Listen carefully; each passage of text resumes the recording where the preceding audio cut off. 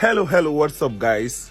Good morning, good afternoon, good evening once again. You're welcome back once again to my YouTube channel. So in this particular video, we are in a snail farm here in Cross River State. So as you can see, basically, I'm inside the snail house. So we are going to be meeting the owner of the farm. So she's going to be taking us through how to actually start a snail farming business in Nigeria or in Africa as a whole. So if you are someone who is interested in starting up a snail farm, or if you are someone who just like watching livestock videos, this particular video is for you. So stay tuned, watch this video and learn from it. So come with me as we meet the owner of the farm. So she's going to be taking us through all we need to know about snail farming. Here is the owner of the farm here. She's going to be taking us through how she actually started. As you can see, is a lady, so money is talking.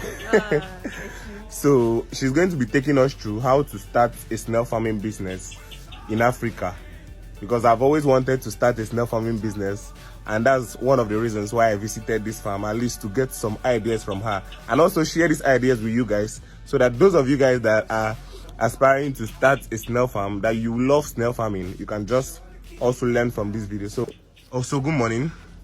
Good morning. So introduce yourself to us. What's your name? And if your farm has a name, you can also tell us the name of your farm. Okay, Basi Gloriomia. I'm the CEO of Glofarm Enterprise. Okay. I'm an agriculturist, a consultant, and a lover of nature. Okay. So how long have you been into snail farming? I've been into snail farming for the past 5 years. Wow. Okay. 5 years, yes.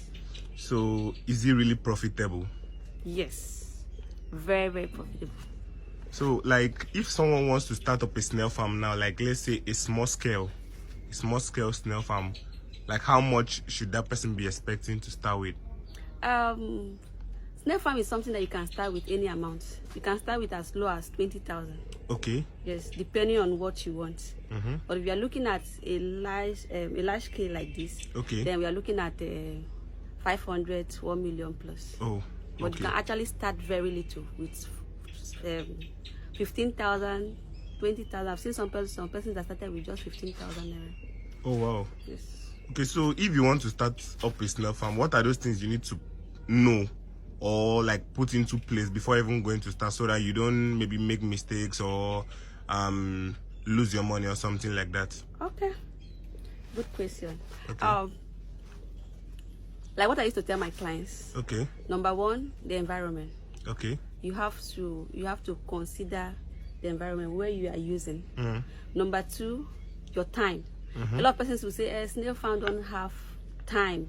That you don't really need to spend much time on your farm and all that. Okay. But it's a lie. Let me use the word "is a lie" because that's the truth about it. Just like every other animal husbandry, snail farm also needs time. You need to give in your time, give in your best, and make sure that it works. Then the climate system, you need to make it. You need to make the place very conducive for them, so that they'll be able to survive. Okay. Then type of food, you have to dedicate your time in feeding them, watering, and the rest. Okay. So what kind of, when you talk about types of food, what kind of food are you talking about? We all know that snail feed on everything. Okay. Anything except food that are highly acidic. Okay, like which food? Any food that contains salt. Okay. Is a no-go area. Limes. Okay. Oranges. Okay. Some persons give their snails pineapple, but to me, I don't recommend that, because if you feed them pineapple for too long, you find out that their shell or their skin will start peeling. Oh, okay. So I don't recommend that because it's highly acidic. Okay. But for other food like watermelon, cabbage, vegetables, yam peels, even your rice, your bread, whatever you have, you can just throw it to them and they'll feed on it. Okay, so do they eat greens, like green leaves? Yes, green vegetables. That's why I said vegetables. So all kind of green vegetables? All kind of vegetables. Cocoyam leaf, pumpkin, water leaf, anything vegetable. So is that the reason why you planted all these leaves around here? Yes, I planted this leaf around because of time like this. No, we are fast approaching the dry season. Okay. God bless Cross River State that we don't really experience it that much. Yes. But other states that do experience dry season, you need to create a place like this for them. Mostly we are using an open farm, a free range farm. You need to create a natural habitat for them so that they will be comfortable and they can fend for themselves. Oh, okay. Yes. So they need a place that is not hot. No, not hot. Okay, but I see a lot of people keeping snails inside tires. Is it really advisable?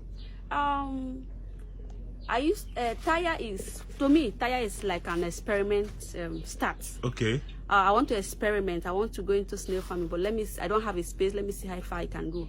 I don't really advise some people to use tires because you will definitely